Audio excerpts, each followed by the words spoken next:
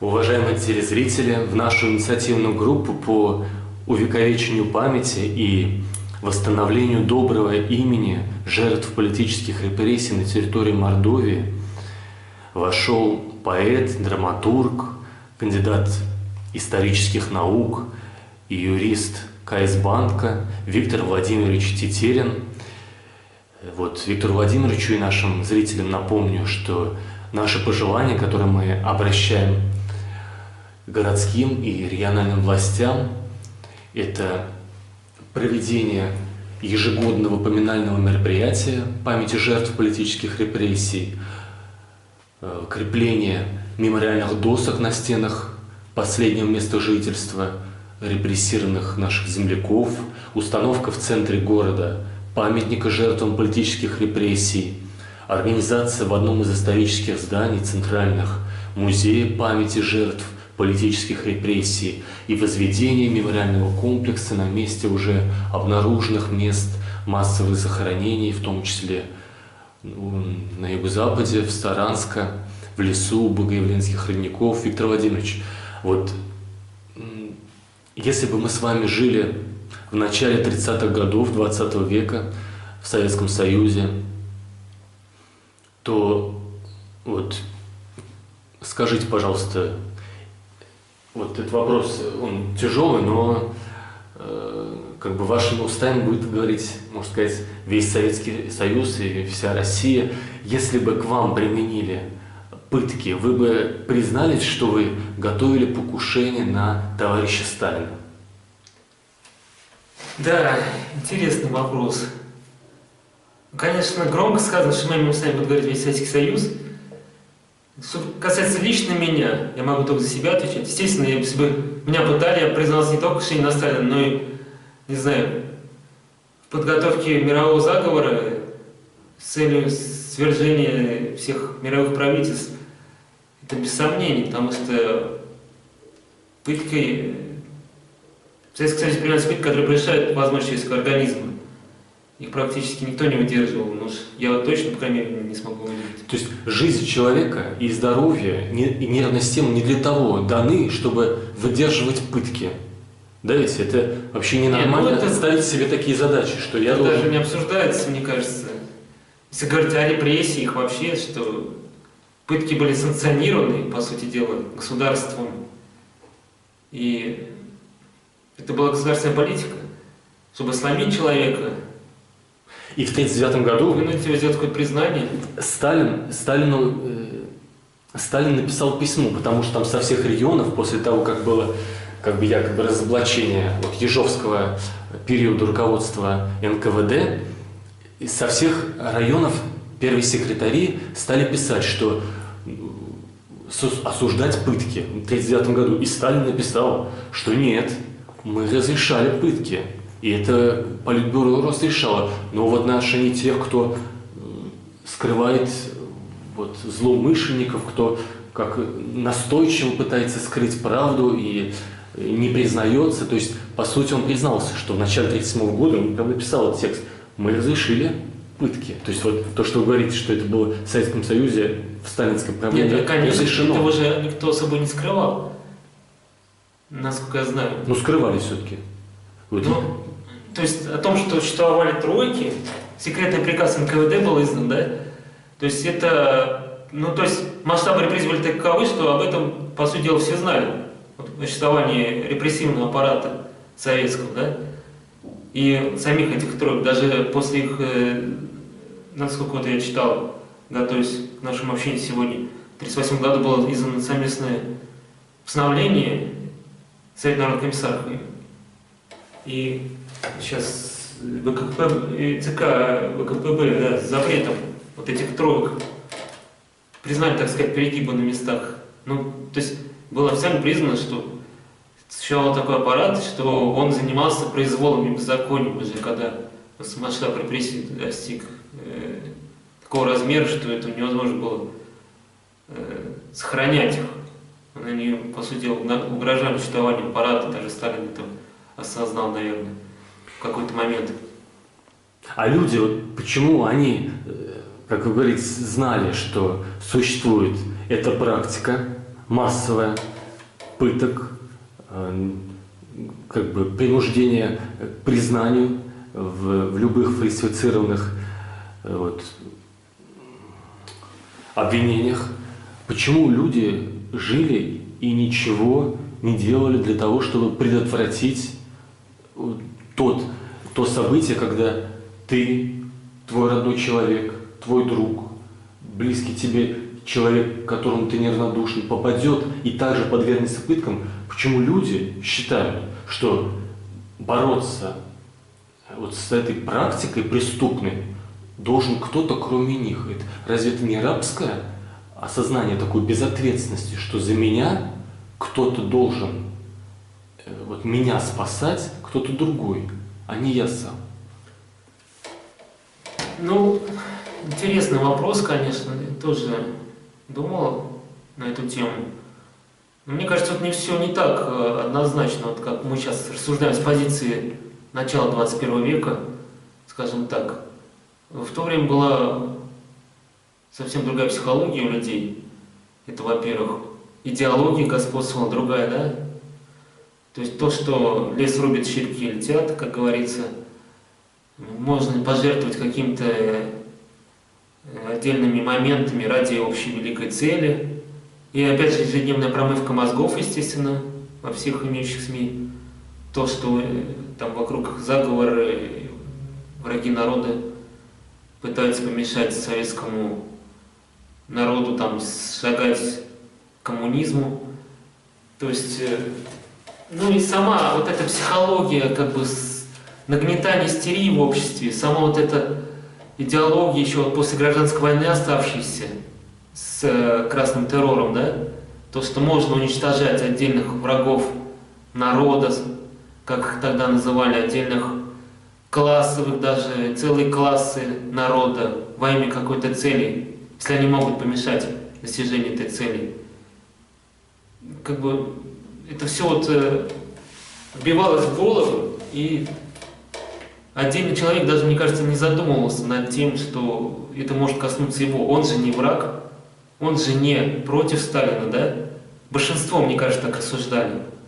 А когда там на него сосед напишет донос, и за ним приходили там в одну не самую прекрасную ночь, как говорится, он говорил: как же так, я же не виновен. Писал письма Сталину, да, его знакомые, кто не боялся, писали письма там. Это не виновный человек, разберитесь. То есть они верили в то, что верхушка, по крайней мере Сталин, он не причастен к этому. Большинство верило, по крайней мере. Искренне верило в то, что партия может ошибаться, что партия разберется. Ну и, конечно, масштабы репрессий, наверное, не все осознавали, далеко не все. Большинство не осознавало. Кажется, то есть люди не были кровожадными, по сути дела. И они не знали, что коснуться репрессий. Но ситуация, как бы идеология, и все это наслаивалось, приводило к узнанию той ситуации, которая была. Вот я когда готовился к интервью с Тимофеем Дмитриевичем Надькиным, который написал несколько книг о том, как проводилась коллективизация раскулачивания в нашей стране, и он нашел цифру интересную, что вот пик возмущения коллективизации был в начале, по-моему, 30-го года, и общее количество митингующих или протестующих, которые вышли в своих селах протестовать и возмущаться, то есть публичное массовое мероприятие достигло в этот период 2,5 миллиона по стороне. Это же огромная цифра. Но эти люди, которые выходили в своих селах, они вышли, несколько сот человек, там смели советскую власть, но дальше своего села не пошли, потому что это уже нас не касается. Это другое село, пусть они решают сами свои проблемы. То село тоже, но если 2,5 миллиона человек. Ты именно против коллективизации? Да, именно против вот этой политики советской власти. Но каждый в рамках своего села. А дальше мне кажется, Но это как во время гражданской войны, основная борьба именно на крестьянском уровне, насколько я знаю, так и происходило. Почему, собственно, и не было организованного сопротивления большевикам, по сути дела. Только до предела своего населенного пункта. Те же, вот у нас показаны в тем же Тихом Доне и в других произведениях. Казаки воевали там за свои станицы, дальше не хотели идти, да, по сути дела. Чем и пользовались большевики. Значит, Идеология была сильнее, то, что у них было пролетарии всех стран, соединяйтесь, да, и отвоевывать свои права. А у другой стороны не было такого. У всех были свои цели, все были разобщены, в том числе крестьянство. У крестьянства были свои интересы. И оно не хотело воевать, условно говоря, за крестьян из другого села. Ну, значит, такая власть, она закономерна. Потому что если люди не хотят объединяться даже с другим селом, то у них может быть только такая власть над ними. Потому что она всегда победит, вот такая власть всегда победит одно село. Если село себе принципиально говорит, я не буду солидаризироваться с другим селом, значит, они будут жить только при таком правлении. Потому что центральная власть всегда победит одно село. Тут это очень сложный вопрос. Тут надо, мне кажется, отдельно его изучать. Именно и у нас этим занимались многие ученые. Тут вопрос касается и пассионарности, и всех остальных моментов. То есть это же, как сказать, вытекает из нашей истории, по сути дела. Это сложилось не в 30-е годы, не в 20-е. Мне кажется, со времен Ивана Грозного, когда формировалось социализованное государство, началось вот это закладывание, уничтожение именно каких-то таких сопротивление власти, скажем так, организованно, когда оно подавлялось изначально, и народ просто, не знаю, боялся как-то объединиться, что ли, против власти, мне кажется, в какой-то момент. То есть, когда уже на локальном уровне могло, когда уже просто, как говорится, терпение заканчивалось, могло произойти какой-то выплеск энергии. Но дальше объединяться именно как-то организованно, представить власти, это уже намного сложнее, мне кажется, происходил процесс. Намного сложнее было на это решиться, скажем так. Ну и я опять же говорю, с твоей точки зрения, вот, исходя из своей логики какой-то, не знаю, как я этот процесс понимаю. У нас не было демократии, как вот на Западе, там, когда власть сменялась цивилизованно, то есть народа не было опыта такого, да, объединения в целях защиты своих интересов, скажем так. Но это очень сложный вопрос, говорю, тут надо именно... А кто за нас должен нам создать демократию? Обсуждать. Как вы считаете? Сейчас? Да и всегда. Что значит, у нас не было демократии? Но у всех, у кого сейчас есть демократия, когда-то не было демократии. Но им же... То есть, когда-то нам надо начинать этот путь, почему-то они... То есть, значит, это должно естественно наступить? Ну... Запрос. В какой-то степени да, конечно, но его нужно помогать. У нас, опять же, страна-то непростая, скажем так, со всех точек зрения, ну, из географической, из культурной, из прочей. Во многом же такая власть сложилась, в том числе из-за географических оснований. Это же какие-то наши классические историки писали, я, к сожалению, сейчас не вспомню точно. То ли Ключевский, то ли еще что-то. То есть, когда надо было объединять, удерживать такие большие территории, и для этого наиболее подходили именно репрессивные методы руководства. Сейчас понятно, сейчас время уже другое, как говорится, и совершенно требуются другие методы управления. Но народ-то остался тот же, генетическая память осталась та же. А вот насколько наш народ сейчас отличается от народа, жившего в 30-х годах, если усреднить? Мне кажется, по сути дела, мало чем отличается. То есть даже по отношению, взять тоже отношение к Сталину, его до сих пор очень многие считают чуть ли не лучшим деятелем там, всех времен и народов России, не лучшим правителем. Что, конечно, ужасно, на мой взгляд. Но факты такие есть, против них не попрешь. 80 лет, прошедших с тех пор, это с исторической точки зрения совсем небольшой промежуток. Это буквально 2-3 поколения. То есть, а с момента падения Советской империи, ну, 30 лет даже меньше. Это вообще только одно поколение, да? Когда вот какие-то появились свободы у нас в обществе, скажем так. Вот. Так что тут сложно говорить о том, что радикально что-то отличается. А вот если вернуться в ту ситуацию, когда мы видим село, которое восстало, и в стране 2,5 миллиона людей восстали, но каждый, вот несколько сот в рамках своего села. И получается, что вот каждое село ненавидит власть центральную, которая их обдирает до нитки и заставляет умирать от голода. Вот это село ненавидит власть меньше, чем ненавидит соседнее село. И поэтому они лучше не будут солидаризироваться с соседним селом для объединения против власти. Получается так, что мы ненавидим соседа больше, чем того преступника, против которого мы можем объединиться с соседом. Вот вся разгадка. Нет? Нет, я с этим не согласен. Мне кажется, это неправильная точка зрения. Тут не из-за того, что он ненавидит другое село, они не объединялись. Они не объединялись, потому что просто этого не было в традициях, скажем так, во-первых. Во-вторых, крестьянские выступления, они, как правило, стихийные. Если у них нет руководителя общего, они как бы заканчиваются, там, когда они добиваются какой-то своей конкретной цели. И на этом их энергия уже выдыхается, как правило. Там нет идеологии в этих выступлениях. Люди недовольны чем-то конкретным, как правило. Вот именно, я имею в виду такие стихийные выступления в селе. Ну, насколько я понимаю этот момент. И, естественно, если они там, условно говоря, своего конкретного председателя, там, который их достал, подняли на вилы, то на этом их протест заканчивается.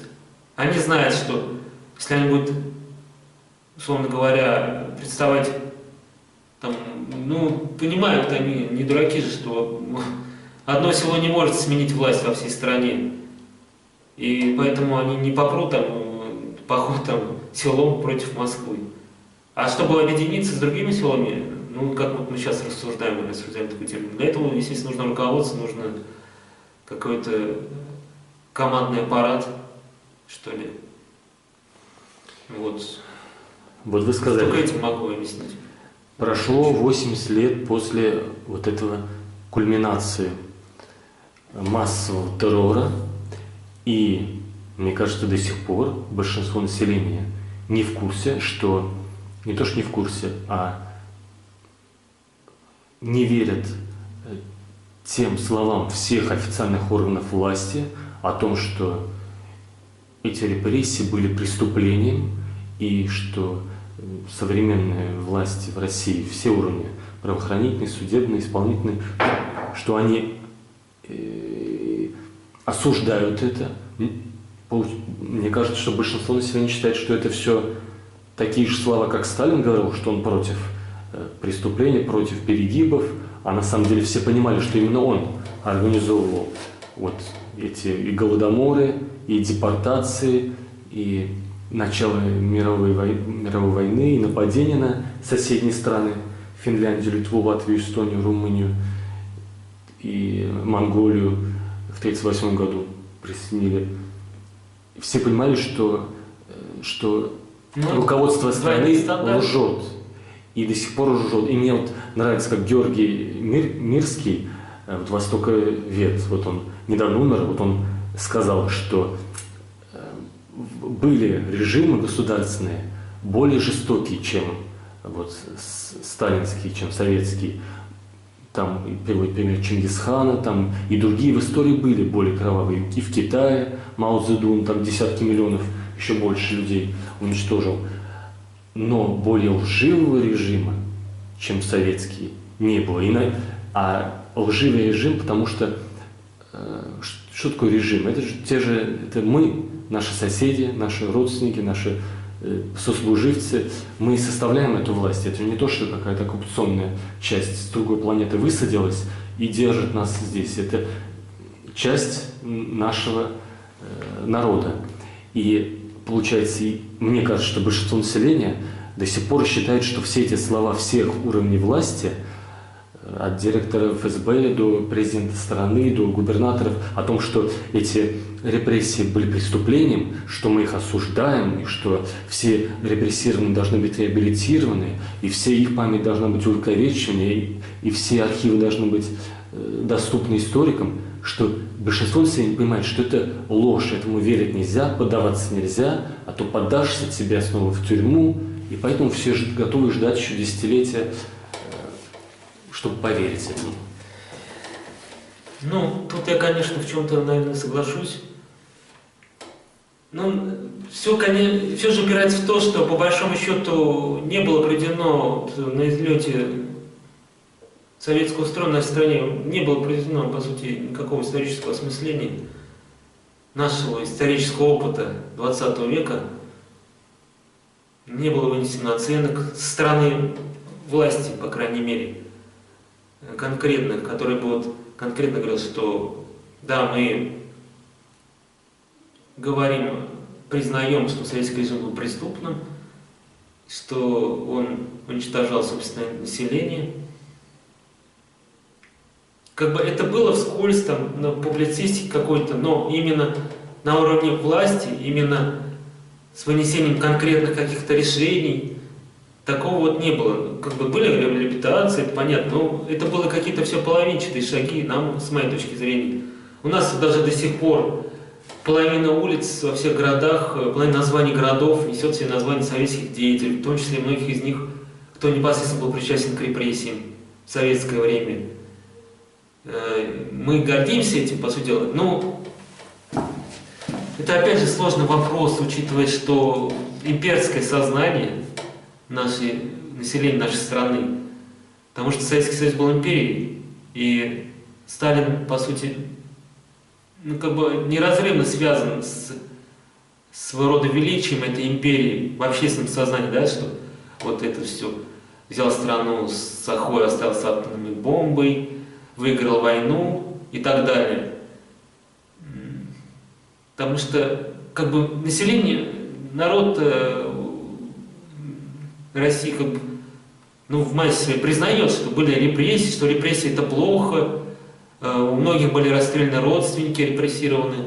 Это все известно, общеизвестные факты, это об этом часто говорят, пока еще у нас, ну, по крайней мере, где-то в СМИ. Но с другой стороны, как бы, многие думают, он сделал много хорошего для страны, там, сделал там индустриализацию, там, ну, войну выиграл и так далее. То есть нет такого однозначного признания, что Сталин этого... И однозначного понимания, я бы сказал, что Сталин был непосредственным руководителем репрессий, что он неэффективный менеджер, как вот сейчас почему-то стало модным его называть со стороны некоторых даже чиновников, а что он является просто палачом, который, как уже давно установлено историками, непосредственно подписывал огромное количество расстрельных списков, приговоров и совершенно невиновных людей.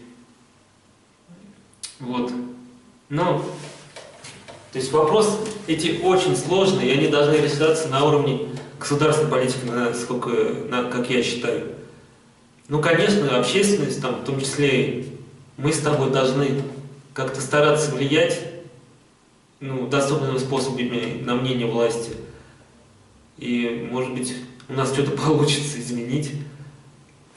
Надо надеяться, по крайней мере. А вот если на региональном мордовском уровне наши пожелания, которые мы обращаем вот к власти по увековечению памяти и гражданской реабилитации репрессированных жителей Мордовского края, могут ли они помочь вот и такому общественному прогрессу и в целом недопущению, чтобы таких преступлений больше не повторялось, и в целом для того, чтобы усилить мир между разными социальными группами, которые были в том числе разобщены этим периодом репрессий, террора, разделению, по классовому, национальному, религиозному принципам?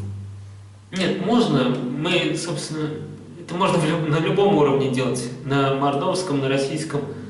Благо, что есть интернет, и любой человек может это посмотреть. Я вот сейчас еще подумал о чем, что, ну, если уже затронули как творческое мое писательство, это же можно делать и художественными способами, и нужно делать. Потому что во многом вот этот процесс какого-то осмысления репрессий в конце 80-х же был основан именно на появлении большого количества запрещенной раньше художественной литературы, посвященной репрессии, то есть широкое распространение трудов Солженицына того же, и, не знаю, Гройсмана, прочих писателей, которые Платонова, которые вот были в том числе репрессированы. Именно через них, мне кажется, сама мысль о преступности сталинского времени проникла в сознание, ну, по крайней мере, многих людей, по крайней мере, большинства интеллигенции, ныне здравствующей. Это уже большое дело. Надо стараться художественными методами эти вопросы решать. Ну и в том числе, естественно, и на местном уровне стараться донести до властьпридержащих свою мысль, свое отношение. Потому что на мордовском и на местном уровне многие вопросы как бы более тяжело решать и более костным, мне кажется, являются многие чиновники и руководители, потому что, ну не знаю, как-то так вот сложилось исторически, что, может быть, ну, из-за того, что какого-то затухания демократических процессов или еще из-за того, у нас как-то меньше идет на этом акцент, мне кажется, в республике вот именно стараются не педалировать эту тему сталинских репрессий, и ну, к ней нужно привлекать внимание. У нас в Саранске необходимо, естественно, какие-то памятные доски, какие-то вот памятные знаки установить, потому что ну, во многих городах установлено, это уже просто как-то неприлично и ненормально, когда все-таки национальной республики, пострадавшей от репрессий, нет никаких знаков скорби, никаких памятных знаков на эту тему. А ежегодное мероприятие поминальное, вот вы как драматург, как думаете, могло бы выглядеть? Ну, я не знаю, как драматург, как человек, я могу ответить. Ну, мне кажется, это так же, как и в Москве, хотя бы можно сделать. То есть с зачтением списков этих расстрельных, репрессивных именно в Мордовии. Это было бы уже, мне кажется, интересно и важно, и нужно. Потому что у нас такого не делается, насколько я знаю. Ну и можно подумать, конечно, что еще можно сделать. Какие-то памятные вечера, я не знаю, культурные, в библиотеках, там, в театре даже можно что-нибудь поставить на эту тему. А если музей? Это уже вопрос выбора непосредственно культурных работников. Да, и если будет организован, как вот мы считаем правильным, музей в одном из исторических зданий Саранска, там могли бы как раз проводиться вот эти более часто вот вечера, да, памяти, посвященные каким-то конкретным вот репрессированным группам, потому что много вот дел было сформировано, такие списки нужно было репрессировать татар. Вот татары создавали вымышленную организацию, нужно было репрессировать национальную ярзянско-макшанскую элиту региона, всех, кто создавали культуру, там, поэзию, драматургию, вот, прозу Мордвы, тоже создали мордовский блог, тоже записали десятки людей. И получается, в этом музее можно периодически проводить вот мероприятия, посвященные как раз увековечению памяти каждой из этих групп, и чтобы наиболее подробно их освещать историю и показать их преступность. Да, это хорошая идея. Самое важное, конечно, было бы, если был бы вообще просто отдельный какой-то музей на эту тему. А уже набор мероприятий в нем можно продумывать отдельно, то есть в том числе и так, и по группам, и, не знаю, и по датам, еще по каким-то темам это все разделить, и подробнее говорить по личностям даже, которые были репрессированы. Просто, то есть не давать этой теме затухать в общественном сознании, потому что особенно в условиях современного общества, когда очень много информации вокруг, очень легко все это забыть, убрать куда-то на задний план из общественного сознания, и как будто так и надо жить дальше. То для нашей страны, я считаю, абсолютно неприемлемо, поскольку это является нашей историей, это касается непосредственно каждого. И самое главное, это не должно повториться ни в какой степени. И именно поэтому это должно быть осуждено, точнее говоря, сначала осознанно, вынесены оценки, справедливо исторически осуждено, естественно, но и показано, по крайней мере, дальнейшим поколениям. Вот у нас в Мордовии было около 10, это, видимо, точно, мест захоронения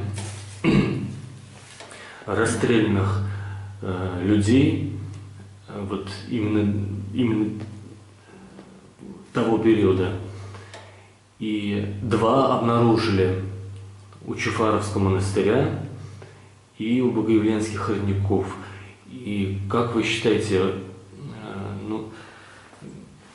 насколько это важно создавать мемориальные кладбища, лучше мемориальные комплексы, чтобы оформлять памятниками и там клумбами, тротуарами, скамейками, дорогами туда приличными, чтобы туда можно было автобусы возить с теми, чтобы там проводить экскурсии и так далее. Потому что сейчас эти места, они благоустраиваются только за счет единиц поисковых отрядов, священнослужителей, но это не на государственной основе, а все-таки государство, если оно исполняет волю общества, этапа развития общества, и общество считает, что это было преступление того государственного режима, то, наверное, государство должно более активно участвовать в том, чтобы эту мемориализацию проводить и создавать мемориальный комплекс. Как думаете? Нет, я абсолютно с вами согласен, что это должно быть поддержано именно на государственном уровне, именно чиновниками, потому что должен даваться сигнал обществу со стороны власти о том, что репрессии были преступлением, и что это не должно повториться. Естественно, такое отношение должно выражаться во всем, в том числе и в поддержании, благоустройстве, и поддержании на должном уровне мест массовых захоронений, проведении экскурсий к ним. Это все должно осуществляться на основе государственной политики, за государственные средства, по большому счету. Хотя бы частично. Потому что там должны проводить экскурсии из школ. Периодически, по возможности, конечно. Потому что это очень важный вопрос, еще раз хочу сказать, как я считаю. Один из ключевых, может быть, в нашей истории. Именно вопрос отношения к большому террору, вообще к сталинским репрессиям, которые были в 30-е годы. Может быть, потому что пока мы его не решим, очень многое в нашей жизни не изменится в лучшую сторону. Поэтому я только за то, чтобы государство активно вмешивалось в эту область, активно помогало устанавливать историческую память. Уважаемые телезрители, я напоминаю, что в нашу инициативную группу вошел Виктор Владимирович Тетерин, драматург, поэт, юрист КС Банка, кандидат исторических наук. Спасибо вам большое, Виктор Владимирович. Спасибо вам.